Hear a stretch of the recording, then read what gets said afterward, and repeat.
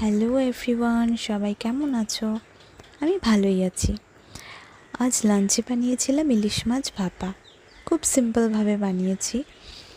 প্রথমে মাছের গায়ে নুন হলুদ মাখিয়ে নিয়ে তারপর সর্ষে পোস্ত সাথে একটু কাঁচা লঙ্কাও বেটেছিলাম। তো ওই পেস্টটাকে ভালো করে মাছের গায়ে মাখিয়ে একটু সামান্য জল, কাঁচা লঙ্কা, কাঁচা তেল ছড়িয়ে দিয়ে ঢেকে দিয়েছিলাম। আর এই তো রেডি ইলিশ মাছ ভাপা। সাথে ডাল করেছি লাউ পাতা দিয়ে। লাউ পাতার ডাল খেতে আমার ভীষণ ভালো লাগে। আর আমের চাটনি। এখন তো কাঁচা আমের সময়, তো রোজই মনে হয় একটু আমের চাটনি হলে ভালোই হয়। সকাল থেকে সব কাজকর্ম কমপ্লিট করে রান্না করে স্নান পুজো সেরে আমি চলে গেছিলাম মেধুকে স্কুল থেকে আনতে।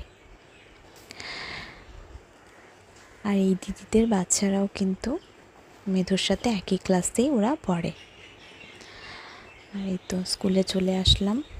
কিছুক্ষণ ওয়েট করেছি কারণ তখনও স্কুল ছুটি হয়নি। আর এই তো ছুটি হয়ে গেছে, আমি ওকে আনতে যাচ্ছি। এটা ওদের স্কুলের ভেতরটা। কিন্তু ওদের ক্লাসও চলে আসলো। একে একে সব বাচ্চারা বেরোচ্ছে, ছুটি হয়ে গেছে। ইনি হলেন মেধুদের ক্লাস টিচার। এই দেখো কত খুশি, স্কুল ছুটি হলে আর কে পায়। তো আজকের ব্লগ এই পর্যন্তই। টাটা।